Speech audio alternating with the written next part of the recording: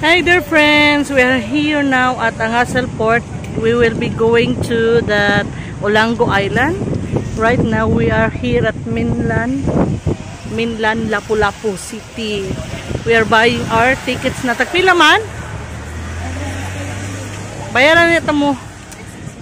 So we are here with my family. Yan. Thank you so much God. I hope always tayong safe, no? Thank you so much God sa blessings. And so this is the boat or the ferry that we're going to ride, mga kaibigan, papunta sa Olango Island. So the passengers are waiting now. Marami po kami. Tingnan nyo. Including Babu Jan. Hello. Say hi. Hello. Ayan. So after nila lumabas lahat ng mga passengers, kami naman ay papasok sa loob. And sana safe tayong lahat. We reach now, we reach now, the friends. We reach Olango Island. It's very nice here. Thank you so much God. Safe po kami John. Safe kami. So here we are inside the Olango Island Wildlife Sanctuary. These are the birds here. As of now, we cannot see a lot of birds because it's raining po. Umuulan ngayon. So, the birds are not really visible as of now. Maybe. Wait. Welcome there friends to Bird Sanctuary, Olango Island, Cebu, Philippines. Just located in Lapu-Lapu, their friends, Olango Island. Very beautiful place. Wow, see the mangroves over there? Wow, sana all talaga. So I'm here with my family now. We're having great time really. Thank you so much God.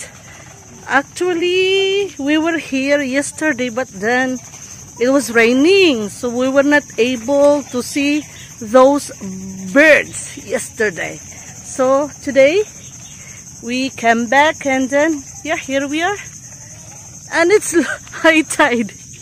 Yesterday it was low tide. Olango Island. I'm with my family. Hello James. I will let you. Hola. Can you hear? Bala wata kadungog sa kakita sa langgam, kadungog man ta. See? Can you hear the birds?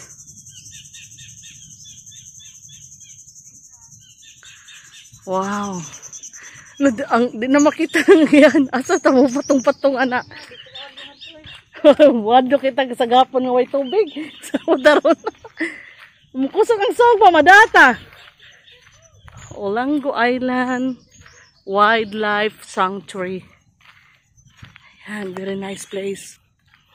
And now we will enter the Bantigi Mystic Forest. Wow, such a nice place.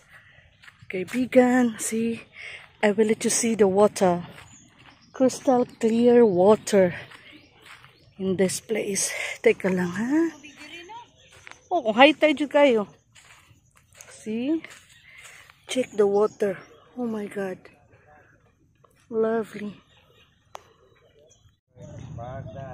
So now, in order for us to see those migratory birds, we need to go to the viewing deck, which is, let's see let's check how many meters from here.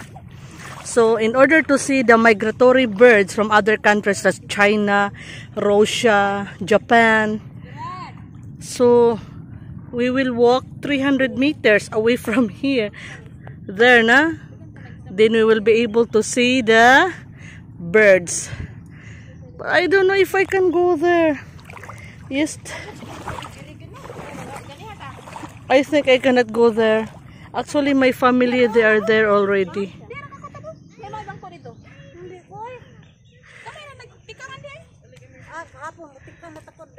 See? Wow.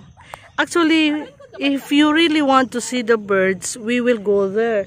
300 meters from here. Actually, my family are there. But then, see, it's high tide. Yesterday we went here. There was no water in these pathways. But you see, as of now, there are waters. Oh, mahalog dyan kumulabang. Di niya ko makabalance. May ito gapon, kaya niadto ko kay, ano, may water. Maligo ako diri. Madlo ko. Pero pwede dito maligo diri. Ha? Hala. Sama ta. Ôi, nè, lâu ha, lâu. Bantay bata. Let's go there. Magpalabi dyan akong kahadlok. Tina, pero parang... Pwede mo mo ato? Mahadlok man ko dyan, bro. Hadlok man ka, oy. Okay na to gahapon kayo. Picture lang ba? Ari lang misan. Ari lang may.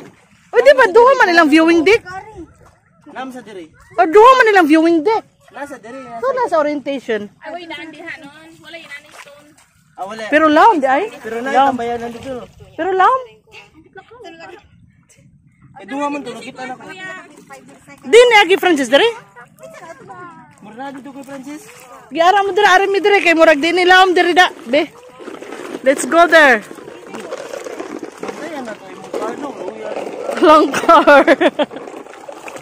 Oy. Okay, let's go there. Murag nindot itiniil. Hait. Asa na makakoy, Frances? Ala, mga turista. Nala dito ang duha ka turista. Nindot kay mga earrings. Ang earrings, wow.